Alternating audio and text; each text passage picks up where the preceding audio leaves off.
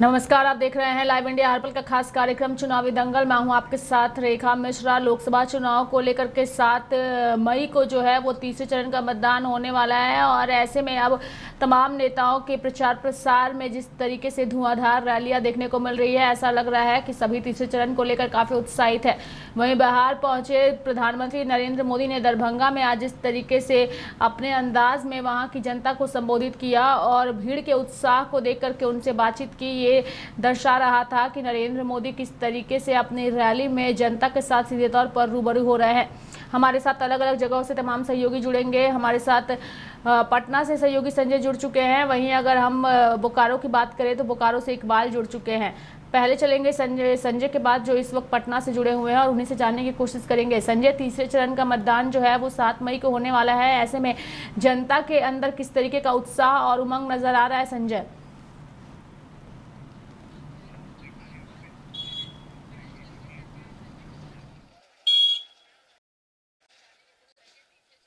रेखा, यहाँ पे हम थोड़ा आपको क्रॉस करेंगे क्योंकि हम झंझारपुर लोकसभा सीट पर हैं और चुनावी दंगल जो है हमारी लोकसभा में झंझारपुर में है।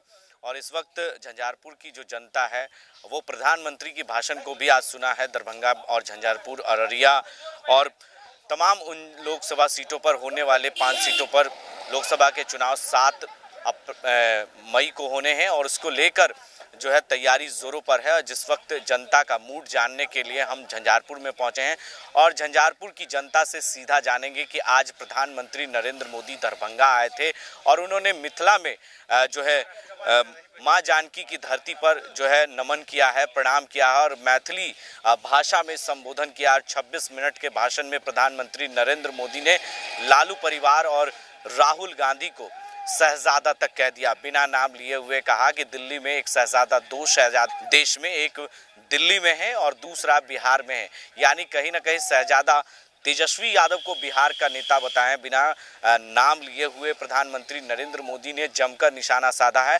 और हम जानने की कोशिश बात करेंगे और इस बार का मूड क्या है, झंझारपुर का मूड क्या है, झंझारपुर की जनता क्या सोच रही है। कुछ युवा भी हैं, उनसे भी हम सीधा बात करेंगे और जानने की कोशिश करेंगे रेखा कि इस वक्त झंझारपुर की क्या उम्मीदें लग रही है, क्या देखने को मिल रही है।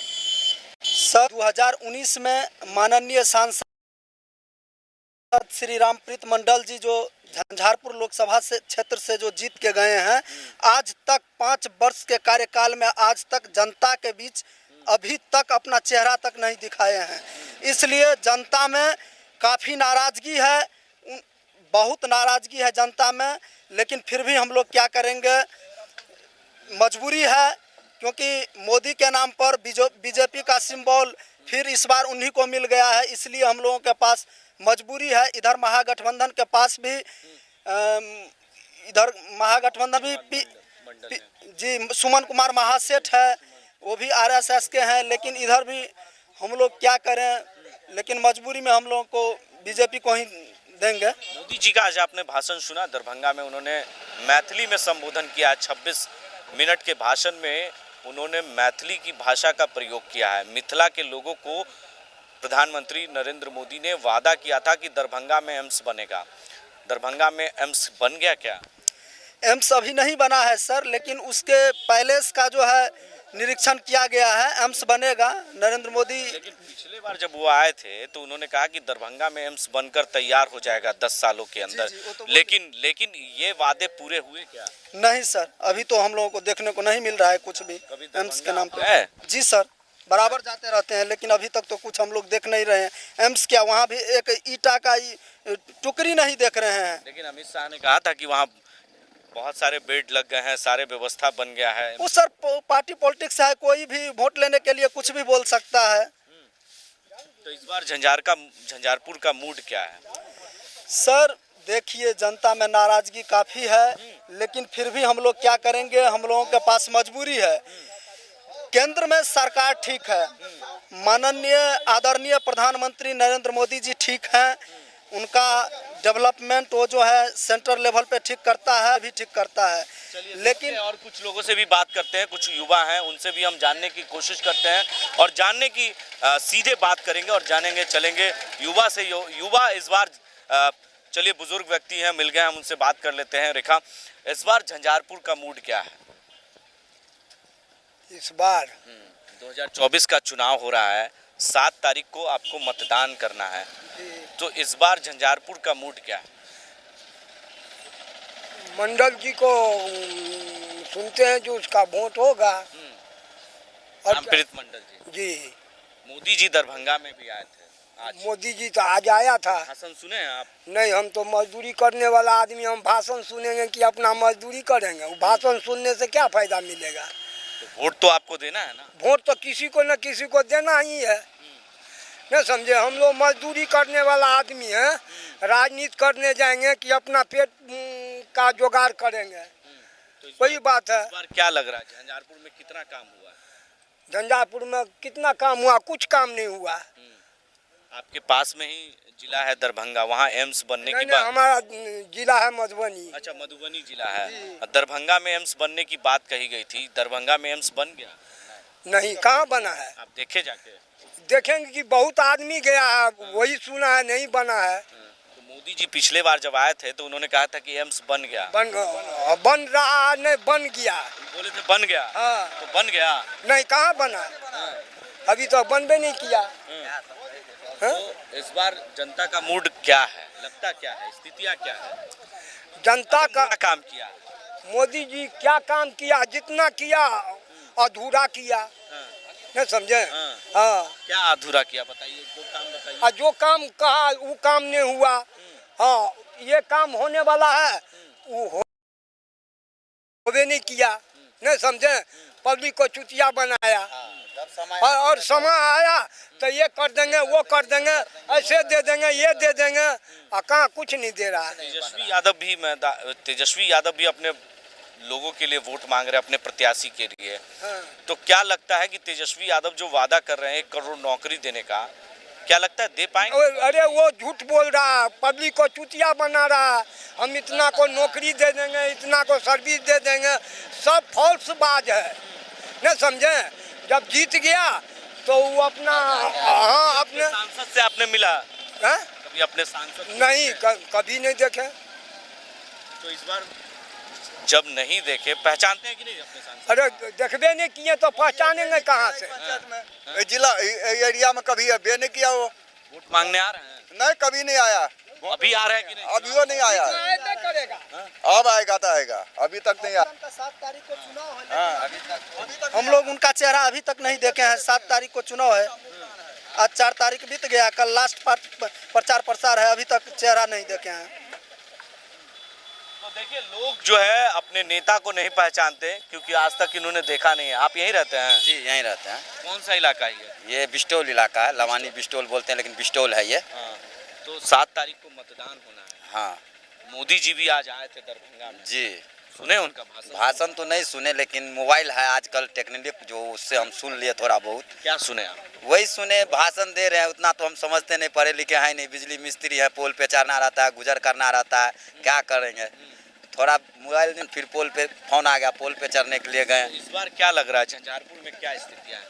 स्थिति तो देख रहे हैं, रामप्रीत मंडल अभी तक आए नहीं, फिर भी हम वोट तो उन्हीं को देंगे। क्यों? कमल छाप है हमारा जिंदाबाद। क्यों? वो तो इसलिए कि कुछ ऐसा दिल में छा गया है। मोदी जी मोदी जी के 1-2 काम बताएं जो जिससे आप नहीं प्रभावित हुए हों। नहीं, उससे तो नहीं। अच्छा काम तो नहीं किया, लेकिन 1-2 जो किया, जो वो जैसे लग रहा था, जो ये राशन देंगे, ये देंगे, कुछ पैसे नोटबंदी किए, लॉकडाउन किए, उससे हम लोग को थोड़ा बहुत फायदा भी देखे और घाटा भी देखे, क्योंकि गरीब आदमी हम ही लोग थे, हम भी लोग पिसाए। और अमीर को देखते हुए जो रोते हुए देखे ना, तो हम लोग थोड़ा खुश भी हो गए, जो चलिए मोदी जी कुछ किए। और उससे ज़्यादा तो कुछ आज तक हम लोग के लिए वही जो अनाज वाला गैस योजना मिला आपको? हमको तो नहीं मिला, लेकिन बहुते बोला है जो मिला है, हम मांगे भी इंदिरा आवास? कुछ नहीं। तो लोग जो है प्रभावित जरूर है मोदी जी से। और महिला, इस बार क्या लगता है माता जी, यहाँ पर क्या स्थिति है? हमरा सबके इतना मोदी जी सब माइक छोड़ दीजिए। हाँ, आप बोलिए। हमरा मोदी जी से तऽ अनुरोध छै एतना जे हमरा सबके घर नहि दुआरि देने छथि नहि किछु नहि, गरीब लोक छी, इएह दूगो हुनकर सेवा करै छी तऽ दूटा पाइ होइए तऽ गुजर करै छी, नहीं तऽ नहीं करै छी। मोदी जी का कोई योजना का लाभ आपको मिला है? नहीं हमरा राशन मिलता है आपको? राशन अंत्योदय नहीं मिल, एकटा राशन में दैया तऽ कलिया जे छथिन से 2 किलो 4 ग्राम में 2 किलो गहूम दैये, 10 किलो 5 किलो अनाज मिलता है? नहीं देता है। नहीं देता है? नहीं। क्या बोलता है? 4 किलो रखे ले छथिन, 4 किलो 4 ग्राम में दै छै, ताहि दुआरे से हमरा सबके।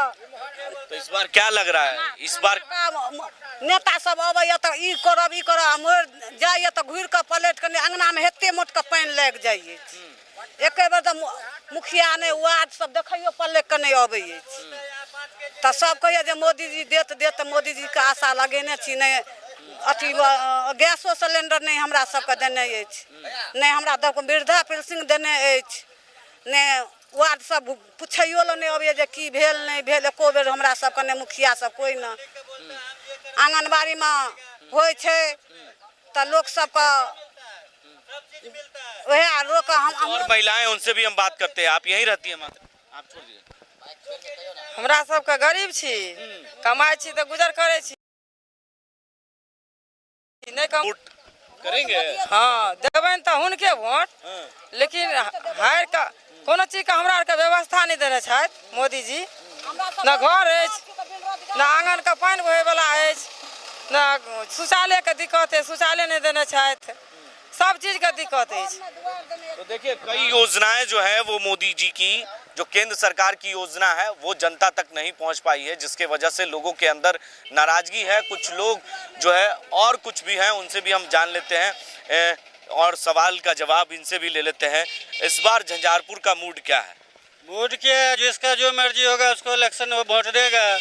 कोई कुछ करता नहीं यहाँ पे, सब बोलता है कि राशन में इतना केजी मिलता है, उतना केजी। राशन में क्या क्या मिलता है? दाल मिलता है, चीनी मिलता है, यहाँ पे क्या देता है? कुछ भी नहीं देता है। 2 केजी चावल, 2 केजी। जी आए थे दरभंगा में? दरभंगा आए थे, मैं भी गया था अपना लड़का का इलाज कराने, मैं देखा था बाउंड्री वाउंड्री बन रहा था। इतना कम भाषण हमारा गाँव यहाँ, हम दरभंगा कहाँ गए, दरभंगा नहीं जा पाए, हमारा लड़का बीमार है। एक तो यहाँ सरकारी हॉस्पिटल की जो साला नाकामा हॉस्पिटल है। झंझारपुर में क्या विकास हुआ? भैया विकास क्या हुआ नहीं, मैं तो देखने नहीं गया हूँ, मैं प्रदेश रहता हूँ। अच्छा। मैं जब यहाँ आता हूँ देखता हूँ तो यहाँ कुछ नहीं। एक हमारे गली के रोड है, गवर्नमेंट के मुखिया सरपंच के बोल के कि भैया हम लोग का बारिश में तकलीफ होता है, इतना पानी तैर के जाने पड़ता है, वो रोड बोल रहा बनाने के लिए, तो ये बोलता है हमारा काम नहीं, वो बोलता है हमारा काम नहीं। क्या इस बार का मूड क्या है? हम लोग का जिसका मर्जी होगा उसको दूंगा वोट। जिसका मर्जी मतलब क्या लग रहा है, स्थिति क्या है?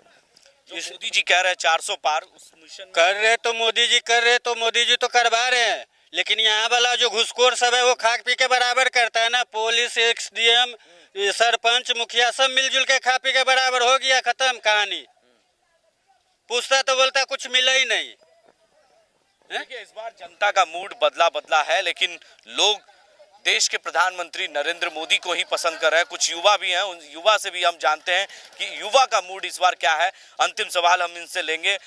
इस बार युवा का मूड क्या है, झंझारपुर की स्थितियां क्या है, युवा क्या सोचता है? देंगे तो हम नरेंद्र मोदी को ही वोट हम, लेकिन जो वो पार्टी खड़ा करते हैं वो गलत पार्टी चुन लेते हैं, कैंडिडेट गलत चुन लेते हैं। मतलब रामप्रीत मंडल जी जो है 2019 में चुनाव जीते, अभी तक एक बार भी हमारे गांव या हमारे शहर इस यहाँ आते, क्षेत्र में आते हैं या कुछ हम लोगों को भाषण देते या कुछ बताते हैं, ऐसा कुछ भी उन्होंने किया। 7 तारीख को चुनाव है और अभी तक वो हमारे गाँव या हमारे क्षेत्र में अभी तक ना रैली लेके आए, ना किसी भी चीज़ का पूछताछ करने के लिए आए हैं। तो क्या लगता है, इस बार मोदी जी दरभंगा भी आए थे, 5वां दौरा था उनका बिहार में, और मोदी जी के भाषण से कितना युवा प्रभावित है? क्या लगता है, मोदी जी ने मैथिली में अपनी भाषण को संबोधित किया और 26 मिनट के भाषण में उन्होंने मुद्दे की कितनी बातें की, आपको लगता है? मोदी जी तो मुद्दे की बहुत सारी बातें की हैं, बहुत सारी सही बातें हैं उनकी। मोदी जी अपने जगह बहुत परफेक्ट हैं, राइट हैं।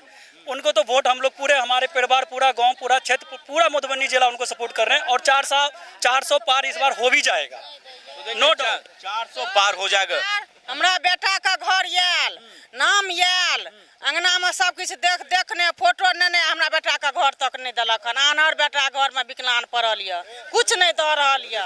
इंदिरा आवास की योजना का लाभ भी कई लोगों को नहीं मिला है, जिसके वजह से लोग रेखा परेशान है। कई तरह की समस्याएं झंझारपुर में है और झंझारपुर की जनता इस बार जो है मोदी को जरूर वोट करेगी, लेकिन कहीं ना कहीं जो स्थानीय कैंडिडेट है, सांसद है मौजूदा रामप्रीत मंडल, उनसे उनकी नाराजगी है और नाराजगी की वजह से साफ तौर से देखने को मिल रही है। प्रधानमंत्री नरेंद्र मोदी के भाषण से लोग प्रभावित तो जरूर हो रहे हैं, संजय के माध्यम से हम दर्शकों को दिखा रहे हैं। संजय, आप हमारे साथ बने रहिएगा, जाइएगा नहीं, हम फिर आपका रुख करेंगे। हमारे साथ बोकारो से इकबाल जुड़े हुए हैं। इकबाल, बताइए लोकसभा चुनाव को लेकर के क्षेत्र का माहौल क्या है?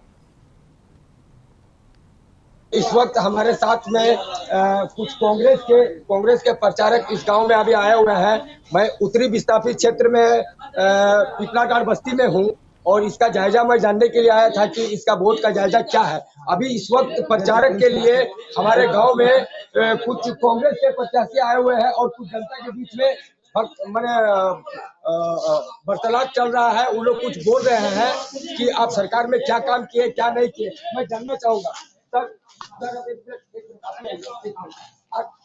राजू आप भी आइए प्लीज। हमारे साथ में कांग्रेस के प्रत्याशी, आपका क्या नाम हुआ भाई? मेरा नाम हुआ अफसर हुसैन, बेरमो विधानसभा के अध्यक्ष हूँ कांग्रेस से। बेरमो विधानसभा के अध्यक्ष हुए ये कांग्रेस के संख्यक मोर्चा के यूथ कांग्रेस के, जो कि यूथ कांग्रेस से अभी हमारे एक गांव के जनता के ऊपर में कुछ इल्जाम लगाया जा रहा था, कुछ बात बोला जा रहा था। आप उसके विषय में क्या कहना चाहते हैं? देखिए, मेरा इनका जो बात है, जो झारखंड में 14 लोकसभा सीटों में एक भी अल्पसंख्यक को नहीं दिया गया, उन्हीं का वो सवाल था और वो कर रहे थे। कहीं ना कहीं इतना बड़ा समाज जो एक तरफा वोट कांग्रेस को करते आ रहा है और अगर उनको टिकट नहीं दिया जाएगा तो जाहिर सी बात है गुस्सा लोगों के बीच रहेगा और वो गुस्सा फूटेगा।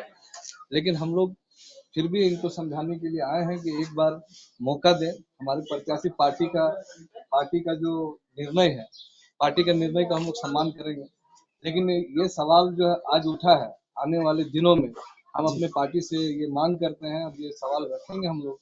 अल्पसंख्यक समाज का ये मांग है कि अल्पसंख्यक को ध्यान में रखा जाए, ताकि आने वाले दिन में वो अपने आप को अलग थलग ना समझे, पार्टी से वो अपने आप को जुड़ाव महसूस जो करते हैं और करते आए वो बना रहे।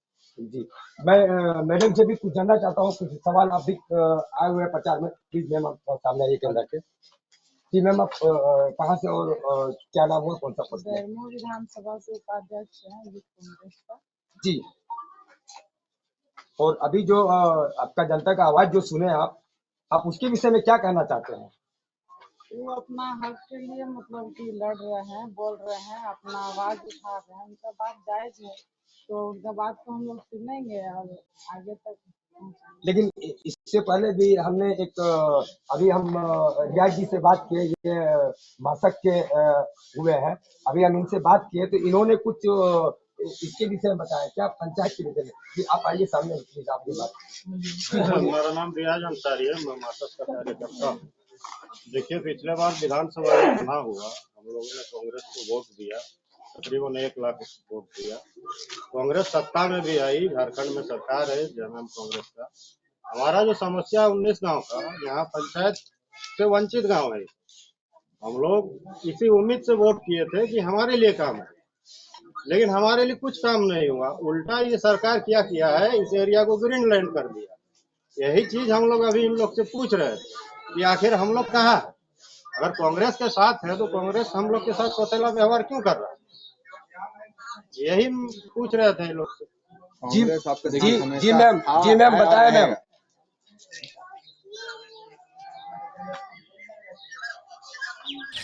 जी मैम, जनता का आवाज ये है। चलिए ठीक है टीवी है ना, इकबाल संजय टीवी पे ज्यादा समय नहीं देता है।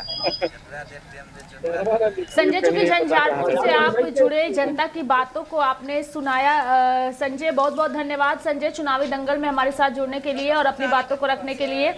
इकबाल, आपका भी धन्यवाद हमारे साथ जुड़ने के लिए। रुक करेंगे हम कुणाल का, जो कि दुमका से हमारे साथ जुड़े हुए हैं, और सत्येंद्र भी जुड़े हुए हैं, चूंकि इन दोनों से ही के पास भी अब हम जाएंगे। कुणाल, आपसे जानने की कोशिश करेंगे, चूंकि आज जेएमएम की नेत्री जो है वो बीजेपी में शामिल हुई है, निशिकांत दुबे सहित तमाम नेताओं ने कुणाल। बिल्कुल बिल्कुल, चुनाव जैसे जैसे नजदीक आ रहा है कि बीजेपी जो है लगातार दूसरे पार्टियों के संपर्क में है। पहले सीता सोरेन को लाया जेएमएम से, उसके बाद जरमुंडी विधानसभा में सक्रिय जो भूमिका में है जेएमएम नेत्री जूली यादव, उनको अपने पार्टी में ले आए हैं और बाकायदा निशिकांत दुबे वहां पर मौजूद थे, कई ऐसे नेता मौजूद थे, जिसके बाद से जरमुंडी की जो है राजनीति थोड़ा गर्मा गई है। ये बताइए, आपके इंडिया गठबंधन से सक्रिय नेत्री भाजपा में शामिल हो गई है, कितना नुकसान कितना फायदा? देखिए, इससे कोई नुकसान होने का नहीं है, क्योंकि जरमुंडी गोड्डा लोकसभा में चुनाव निशिकांत दुबे वर्सेस यहाँ की जनता, गोड्डा लोकसभा की जनता लड़ रही है, और जब जनता चुनाव लड़ रही है तो फिर सामने कोई भी जाए उससे कोई फर्क नहीं पड़ता। तो सक्रिय है, कहीं ना कहीं नुकसान तो करेगा, क्योंकि घर का भेदी लंका ढाए वाला सवाल। ठीक है, वो क्षेत्र में काफी सक्रिय है, लेकिन लोगों को 10 वर्षों में सिर्फ धोखा मिला है, झूठा आश्वासन मिला है, एक प्रकार का जुमला मिला है, और लोग इनसे अब उबना चाहता है। लोगों को ये सुनते सुनते कि विकास होगा, लोग काफी उब चुके हैं। अब लोग इंडिया गठबंधन की ओर आस भरी नजरों से देख रहे हैं, और हमें लगता है कि इस बार इंडिया गठबंधन मजबूती के साथ यहाँ से लोकसभा के लिए, यहाँ का जो उम्मीदवार है प्रदीप यादव, वो बहुत मुस्तैदी के साथ लड़ेंगे और भारी मतों से जीत के जाएंगे। कुछ न कुछ प्रलोभन तो दिया होगा भाजपा, जिस कारण से उसमें शामिल हुई, तो आपको नहीं लगता है कि विधानसभा का तैयारी चल रहा है, कहीं प्रलोभन ऐसा तो कुछ? देखिए, प्रलोभन वो व्यक्तिगत, वो अपनी महत्वाकांक्षा हो सकती है उसका कुछ भी, लेकिन यहाँ चुनाव कोई पार्टी नहीं लड़ रही है। यहाँ हम बता दिए कि यहाँ की जनता लड़ रही है चुनाव। निशिकांत दुबे का अहंकार और जरमुंडी का स्वाभिमान, गोड्डा लोकसभा की स्वाभिमान के बीच में लड़ाई है। तो आपको लग रहा है कि इस बार परिवर्तन? बिल्कुल परिवर्तन होगा। जब क्या कार्य नहीं किए हैं जो कि नाराज है जनता? गोड्डा लोकसभा में कोई विकास ही नहीं हुआ है। एक दो मुद्दे को छोड़ दिया जाए, सिर्फ ये अडानी और अंबानी के लिए काम करते हैं। ये अडानी के कॉरपोरेट के लिए कैसे उनका कॉरपोरेट यहाँ चमके गोड्डा लोकसभा में, वो काम कर रहे हैं। यहाँ के अडानी पावर प्लांट में बिजली यहाँ के बांग्लादेश जा रही है, गोड्डा झारखंड को कुछ नहीं मिल रहा है वो पावर प्लांट से। लोग ठगा हुआ महसूस कर रहे हैं वो कॉरपोरेट से। वो तो सिर्फ कॉरपोरेट के लिए काम करते हैं, आम जनता के लिए कुछ नहीं है। कभी कोई नहीं कह सकता पूरे गोड्डा लोकसभा की जनता कि हमारे लिए कभी कोई सुख दुख का कोई पल आए, और हमारे सांसद महोदय उस समय हमारे साथ खड़े थे। क्योंकि विकास कार्य तो काफी हुआ है, अडानी अंबानी हो या फिर एयरपोर्ट लाने का काम तो श्रेय सांसद जी ले रहे हैं, तो ऐसे में आप कैसे बोल सकते हैं कि काम नहीं हुआ? देखिए, एयरपोर्ट की नींव बहुत पहले रखी गई थी, जब ये यूपीए शासनकाल था, तभी से ही एयरपोर्ट के लिए यहाँ नींव रखी गई थी। अभी के डेट में वो सांसद हैं, अपना क्रेडिट जरूर लेना चाहेंगे, ले रहे हैं क्रेडिट, लेकिन जनता जान रही है कि हमारी जो मूलभूत सुविधा है, शिक्षा, स्वास्थ्य, बिजली, महंगाई, बेरोजगारी, इन सब से किसी को कोई फायदा नहीं मिला है। लोगों को महंगाई मिला है, बेरोजगारी मिला है, शिक्षा में कोई सुधार नहीं हुआ है सेंट्रल गवर्नमेंट की। सभी तरह लोग निराश हैं, हताश हैं। ठीक है रोहित, ये बताइए कि जूली यादव भले ही भाजपा में शामिल हुई, लेकिन बहुत बड़ा आरोप लगाई है कि महिलाओं को इस पार्टी में सम्मान नहीं दिया जाता है। आप बताइए कि इतना बड़ा आरोप को कैसे आप सिद्ध? देखिए, मैं जूली यादव दीदी से कहना चाहूँगा कि इतने साल से आप इस पार्टी में थी, तो आज तक उनको सम्मान नहीं मिला, और आज जब चुनाव नजदीक है, चुनाव के टाइम जब निशिकांत दुबे सांसद जी को जब डर लग गया है, वो सभी जनप्रतिनिधि जितने भी जीते हुए हैं या जो भी जनप्रतिनिधि चुनाव लड़ना चाह रहे हैं, सबको झूठा आश्वासन देकर अपने पार्टी में सम्मिलित करना, क्या उनको पहले ये नहीं दिखा था? पहले क्यों नहीं सम्मिलित करवा रहे थे? अभी जब चुनाव है, चुनाव का टाइम है, कुछ दिन बचे हुए हैं, तब वो सभी जनप्रतिनिधि लोगों को अपने पार्टी में सम्मिलित कर रहे हैं। तो उनको डर घुस गया है। डर समझ रहे हैं? ऐसा वैसा डर नहीं, उनको लग रहा है कि इस बार का चुनाव उनको जनता जवाब देने वाली है, करारा जवाब। और इस डर की वजह से वो जितने भी लोग हैं सभी को झूठा आश्वासन दे रहे हैं कि आपको हम विधानसभा का टिकट देंगे, आइए मेरे पार्टी में। लगभग 11-12 प्रतिनिधि हैं जरमुंडी विधानसभा से, सभी को उन्होंने झूठा आश्वासन देकर रखा है और सभी को सम्मिलित कर रहे हैं पार्टी में। तो यानी आपका जो कहना है, एक अनार 100 बीमार वाला बात जी जी जी, एक अनार 100 बीमार वाला ही कहानी है यहाँ है। तो आपको नहीं लगता है कि उसका फायदा नहीं होगा, बस प्रलोभन में लोग फंस गए? हाँ, ये लोग प्रलोभन में अभी फंस गए हैं और पार्टी में भाजपा में शामिल हो रहे हैं। जो कल 24 घंटे पहले भाजपा को गाली देते थे और 24 घंटे बाद ऐसा क्या उनके साथ हो जा रहा है जो 24 घंटे बाद वो पार्टी की सदस्यता ग्रहण कर लेते हैं। तो ये सब देखिए जनता जान रही है, ये जनता कोई अब भोली भाली नहीं है, सब समझ रही है कि इन लोग काम किए नहीं है और अभी जब चुनाव है तो ये सभी कार्य कर रहे हैं।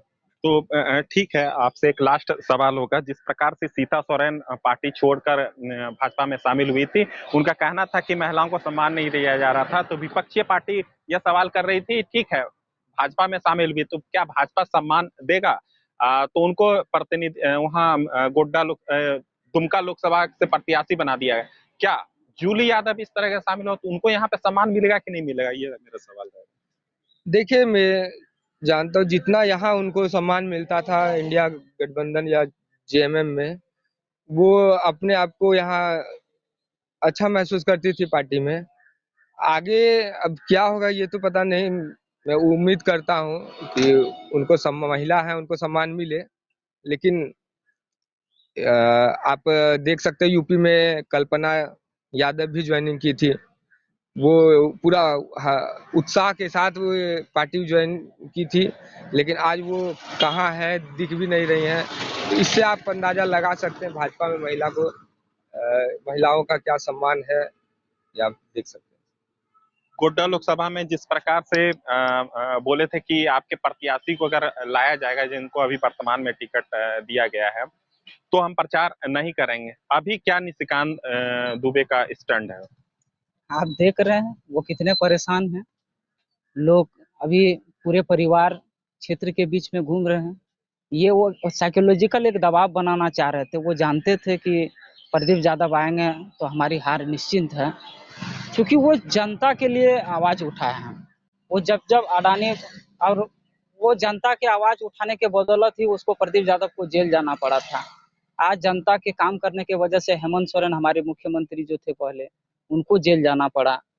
तो जब जो यहाँ काम करना चाहते हैं, गरीब आदिवासी मूलवासी झारखंडियों के लिए जो काम करना चाहते हैं, भाजपा के लोग उसे जेल में हवालात में डाल देते हैं। वो लोग नहीं चाहते हैं कि लोग विकसित हो, लोग शिक्षित हो। वो जानते हैं कि शिक्षित होगी तो हमारी भाजपा जो है वो उनका जो अस्तित्व है वो मिट जाएगा। इसे आप साउथ भारत में देख सकते हैं, दक्षिण भारत जो कि हमारे हिंदुस्तान के सबसे शिक्षित राज्य में की गिनती में आते हैं, वहाँ भाजपा का नामो निशान नहीं है, लोग उसको नकार रहे हैं।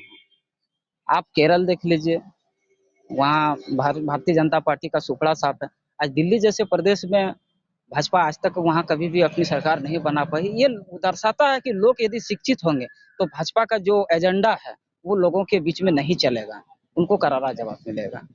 तो कुल मिलाकर यह कह सकते हैं कि इनका कहना है कि गोड्डा लोकसभा में परिवर्तन होगा और जूली यादव के भाजपा में शामिल होने से हमारे पार्टी को कोई नुकसान नहीं होने वाला है। जिस प्रकार से दुमका लोकसभा में सीता सोरेन को सम्मान दिया, क्या निशिकांत दुबे जूली यादव को यहाँ पर लाकर सम्मान दे पाएंगे कि नहीं, यह देखना दिलचस्प होगा। इसके साथ ही इनका कहना है कि लोग अब जो है शिक्षित हो गए हैं और भाजपा के इस चाल में नहीं फंस सकते हैं, कहीं ना कहीं यहाँ पर परिवर्तन होगा। तो इसके साथ ही जो है भाजपा पर आरोप लगाते हुए इनका कहना था कि जो भाजपा के विरोध पे काम करते हैं, जनता के लिए काम करते हैं, वैसे लोगों को, वैसे नेता को यहाँ जो है भाजपा फंसाने का काम करती है। जी रेखा। बिल्कुल कुणाल, आप हमारे साथ बने रहिए। हमारे साथ हमारे सहयोगी सत्येंद्र भी जुड़े हुए हैं लखनऊ से, हम सीधे उनका रुख करेंगे। सत्येंद्र, बताइए, लोकसभा चुनाव में तीसरे चरण के तहत उत्तर प्रदेश में भी वोट डाले जाएंगे। ऐसे में उत्तर प्रदेश में फिलहाल किस तरीके का माहौल और उत्साह तीसरे चरण को लेकर नजर आ रहा है?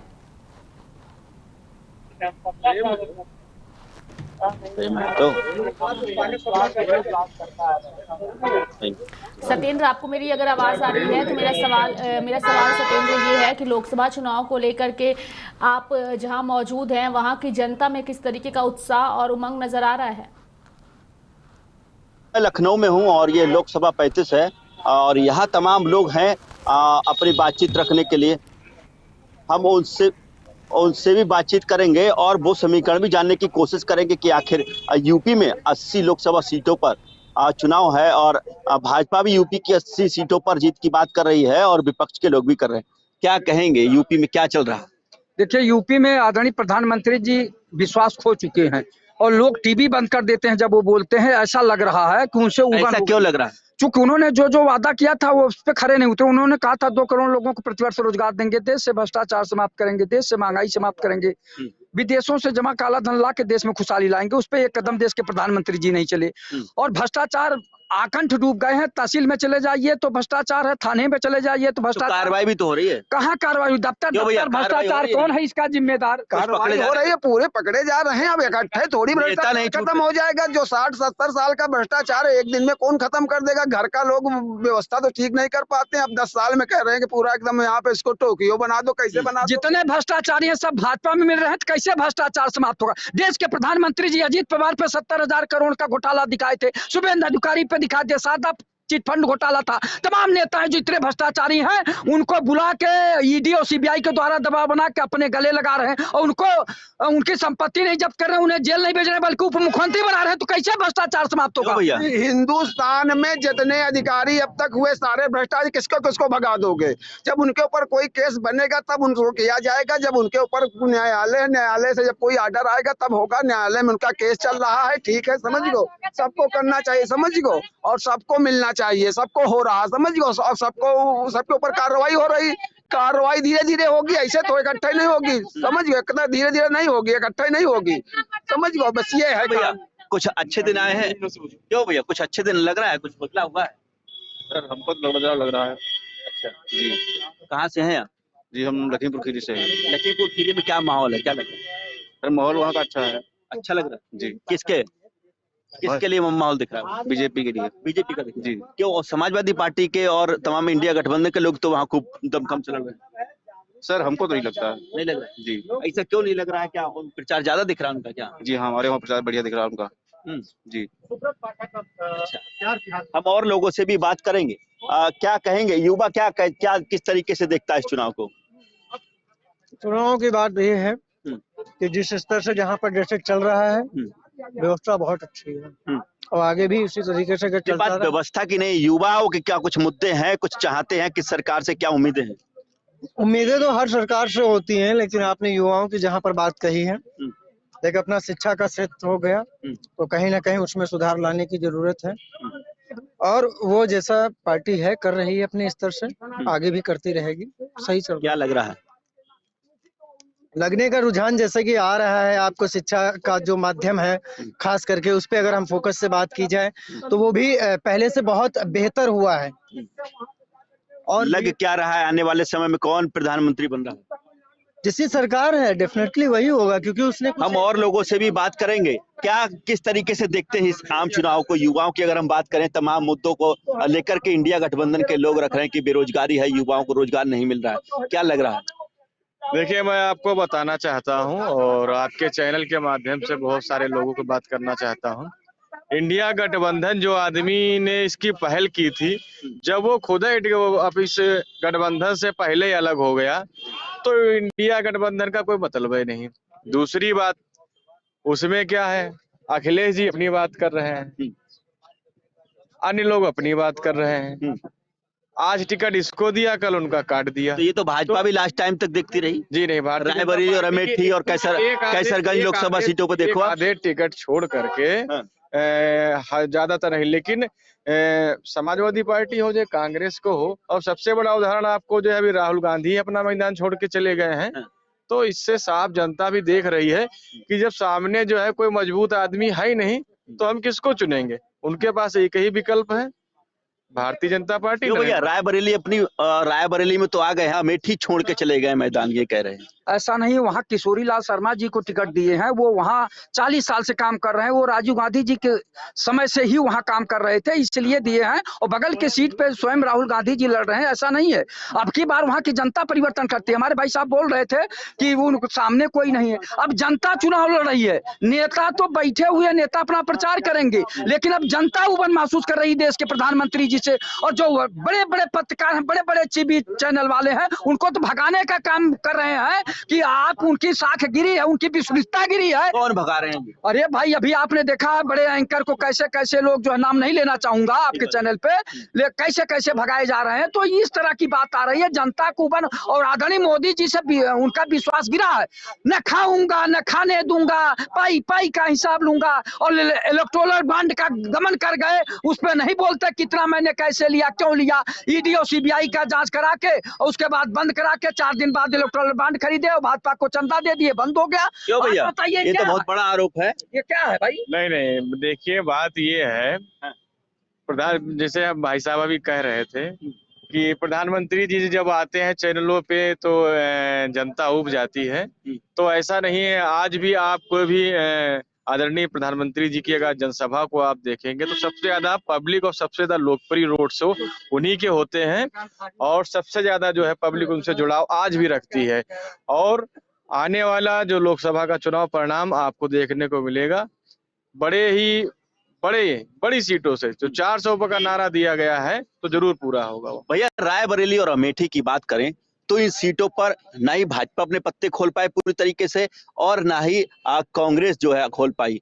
क्या लग रहा है, राहुल गांधी अमेठी से छोड़कर रायबरेली चले गए? एक बात करूं मैं, सबसे पहले तो मैं कल देख लूं, दिनेश प्रताप सिंह जो कांग्रेस में थे, पिछली बार भाजपा से 6 साल पहले बने और उसके बाद मंत्री भी बने। उन्होंने टिकट दाखिला करने के बाद जो टिकट दाखिला किया भाजपा से, एक प्रेस कॉन्फ्रेंस की, और उसमें मैंने देखा लास्ट में कुछ कहते कहते वो रो पड़े। कहीं ना कहीं राहुल के प्रति उनका हमदर्दी है। मतलब पुराने कांग्रेस ही है तो कांग्रेस का दिल हमदर्दी है उनके दिल में। बिल्कुल है, बिल्कुल है। और राहुल जी जीतेंगे वहां से, ऐसा मुझे लगता है। और रही बात अमेठी की, तो स्मृति ईरानी के खिलाफ एक स्थानीय व्यक्ति को कांग्रेस ने, वो वट वृक्ष है जिसकी हर डाली कांग्रेस है, और हर डाली राज्य वहां पर प्रेसिडेंट है, हर व्यक्ति वहां पर जो है राहुल गांधी है। तो किशोरी लाल शर्मा आए हैं, बहुत दिनों से चुनाव संचालन भी किया है उन्होंने। निश्चित तौर पर स्मृति ईरानी हार करके अमेठी से भी जाएंगी। जनता वहां की बहुत नाराज है, क्योंकि वहां पर चोरियां बहुत हो रही हैं, 2 पहिया वाहनों की चोरियां हो रही हैं, कोई नहीं पूछ रहा है। वहां पर 13 रुपए किलो चीनी लोगों को मिल नहीं पा रही है, लोग दिखा रहे हैं सड़कें टूटी हुई हैं। वहां पर फिरोज गांधी गैस सस्ती नहीं हुई अमेठी जी, गैस भी तो सस्ती हो गई। पहले तो हमें यह पूछना चाहिए कि राजस्थान में 450 में गैस देने की वादा किया था, क्या पूरा कर दिया है उन्होंने? चुनाव में किया था, 4 महीना पहले इलेक्शन हुआ है, तो अगर वहाँ नहीं कर पाया तो स्मृति वहाँ क्यों कर देंगे? लोग कहते हैं स्मृति ईरानी जी ने कभी धरना किया था, गैस महंगाई हो गई थी, तो क्या अब सस्ती हो गई? स्मृति ईरानी जी अगली बार जब भी अमेठी आएंगी, तो जैसे गोवा में बार और डांस का पार्टी चल रही, वैसे यहाँ भी खुलेगा एक। क्यों भाई, क्या कहोगे बताओ? इस बार जो लोग 400 पार के नारा दे रहे हैं, वो 2019 का पुलवामा हमला में जो RDX आया था, जो 400 पार का नारा दे सकता है, तो वो 400 किलो RDX का पता क्यों नहीं लगा सकता है?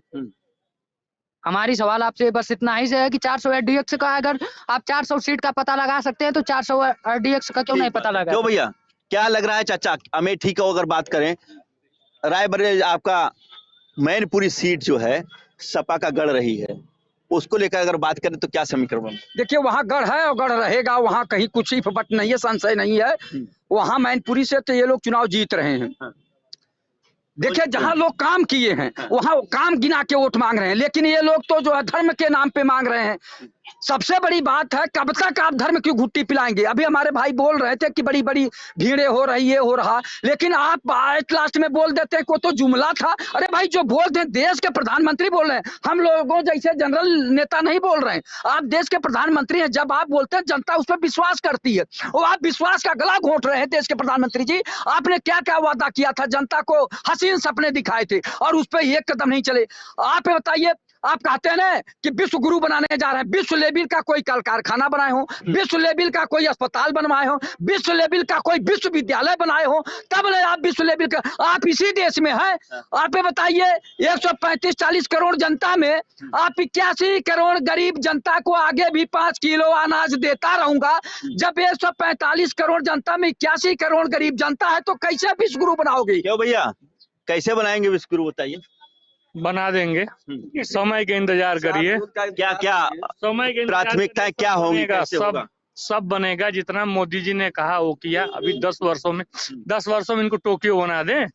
अभी तो गुंडे माफियाओं का जब्त किया जा रहा है ना, जितने लूटा है। 4 जून बाद घबराइए मत, गांधी परिवार जेल के अंदर होगा, सब वसूली की जाएगी। ऐसे थोड़ा छोड़ देंगे। आप हमारे देश को लूटे हो तो तुमको वापस करना ही पड़ेगा, चाहे जिस तरह से करोगे आपको वापस करना पड़ेगा। मैनपुरी से डिम्पल यादव ने पर्चा दाखिल किया है।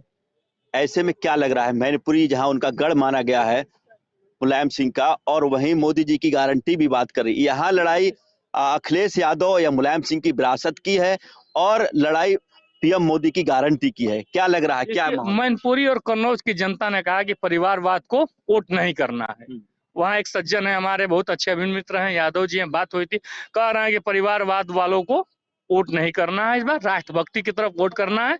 और वहां से माननीय मंत्री जयवीर सिंह को भारी मतों से जिताने का काम करेगी वहां की जनता। और कन्नौज इस बार हम लोग 2 लाख वोटों से जीतेंगे। सुब्रत पाठक फिर से सांसद बनेंगे, और वही 2014 में इन्होंने इतना बड़ा बेईमानी किया, वहाँ कन्नौज से वो जीत चुके थे, लेकिन वहाँ का डीएम ने उनको प्रमाण पत्र नहीं दिया। और इस बार परिवारवाद खत्म हो जाएगा और विपक्ष धाराशायी है। ये है, आने वाले 4 जून को आपको चैनल के माध्यम से देखिएगा, 400 पार सीटें भारतीय जनता पार्टी और एनडीए के खाते में आने वाली है। क्या कहेंगे? हम यही कह रहे थे कि बदायूं हो गया, फिरोजाबाद हो गया, क्या उस जिले में कोई यादव परिवार नहीं है? वो हमेशा से वो इटावा सैफई परिवार को ही वोट देता रहेगा। उसको उनको भी तो मिलना चाहिए। वहाँ कोई पिछड़ी जात का नेता नहीं है, पिछड़ी जात का नेता वहाँ उन जिलों में नहीं है कि जो कि 5 सिर्फ सैफई से ही लोग आकर के वो हर जिले का प्रतिनिधित्व करेंगे, और कहीं यादव नहीं है, और कहीं का यादव या कुर्मी नहीं रह रहा, उसको आप नहीं कर सकते। तो इसलिए जनता जान चुकी, जनता उसी पे वोट करेगी। जिन लोगों के क्रियाकलापों को जनता अच्छी तरह से जान चुकी है, अब जनता परिवारवाद पे नहीं देगी वोट, अब वो विकासवाद पे देगी। जो विकास करेगा और जो सबका साथ, सबका विश्वास, सबका विकास भारतीय जनता पार्टी कर रही। 2024 भारतीय जनता पार्टी। क्या लग रहा है भाई इस आम चुनाव में? सब पहले तो मैं पूछना चाहूंगा कि ब्रजभूषण शरण सिंह के बेटे को टिकट दिया, क्या ये परिवारवाद नहीं है? परिवारवाद है कि नहीं है, मैं ये जानना चाहता हूँ।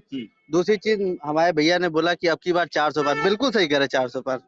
545 सीट, 543 सीटें हैं, 400 के पास बचती 143, तो वही सीटें आएंगी भैया की, भाजपा की वो सीटें आने वाली हैं। दूसरी चीज कि जिस घंटे हैं, 720 घंटे में बता दे रहा हूँ, 720 अंकल से पहले पूछ लीजिए, जिस प्रकार से अभी हो रहा है 81 करोड़ लोगों को राशन दिया जा रहा है, मैं तो इसको विकास नहीं मानता। विकास इसको मानेंगे क्योंकि मैं आवास आ रहे तो ये विकास नहीं है, सड़कें अच्छी हो रही है तो ये विकास नहीं है।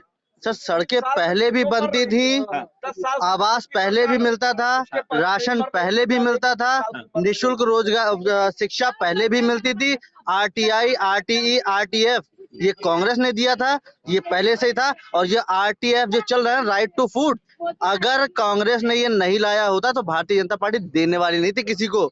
ये तो लेकर के राम राम जपना, पराया माल अपना करना। आता तो था, लोग कहते समय से कुछ नहीं मिलता था, ना लाइट मिलती थी, ना राशन मिलता था। देखिए सर, जो बिजली की जो बात करेंगे तो शहरों में बिजली ठीक थी, गांव में थोड़ी सी समस्या हुआ करती, लेकिन जैसे जैसे समय की बात है ना सर, कि कल आप पैदा अगर हुए हैं तो डायरेक्ट दौड़ने नहीं लगोगे आप, ठीक है सर। पैदा होगे, थोड़ा घुटनों के बल चलोगे, फिर लड़खड़ा के गिरोगे, लड़खड़ा गिरने के बाद आप चलना सीखोगे तो आप दौड़ना सीखोगे ना सर। तो जब वो देश अपना जब बढ़ रहा था तो आज उस कंडीशन में है, जब आज उस कंडीशन में है तब भी तो हमारे यहाँ शहरों में आजकल 18 घंटे बिजली मिल रही है, 24 घंटे की बात आप कर रहे हो। तो समय वो आ चुका है, समय की बात है। तो रेखा, ये यहाँ का जो समीकरण है पूरे यूपी के तमाम लोगों ने अपनी अपनी चर्चा की, चाहे फिर वो हम मैनपुरी लोकसभा सीट की बात करें या फिर रायबरेली और अमेठी की बात करें। फिलहाल दोनों तरफ से, चाहे इंडिया गठबंधन के प्रत्याशी हों या फिर भारतीय जनता पार्टी या एनडीए के प्रत्याशी हों, दमखम के साथ हर एक लोकसभा सीट पर जी-जान से चुनाव लड़ रहे। बिल्कुल, सभी लोग जो है वो दमखम के साथ चुनाव लड़ रहे हैं, चाहे वो भाजपा के पार्टी हो, एनडीए के हो या फिर आईएनडीआईए गठबंधन के हो, सपा के हो या फिर कांग्रेस के क्यों ना हो। धन्यवाद सत्येंद्र हमारे साथ चुनावी दंगल में जुड़ने के लिए और अपनी बातों को रखने के लिए। हमारे सहयोगी कुणाल, आपका भी धन्यवाद कि आप हमारे साथ दंगल में जुड़े। साथ ही सहयोगी संजय का भी धन्यवाद, वो भी हमारे साथ झंझारपुर लोकसभा से जुड़े, और साथ ही इकबाल का भी धन्यवाद जो बोकारो से हमारे साथ जुड़े। चुनावी दंगल में हमारी यही कोशिश होती है कि हम जनता के मुद्दे और जनता की क्या सोच है वो हम दर्शकों तक पहुंचाएं। तो मेरे साथ आज के लिए चुनावी दंगल में फिलहाल इतना ही। तब तक के लिए आप देखते रहिए लाइव इंडिया हर पल।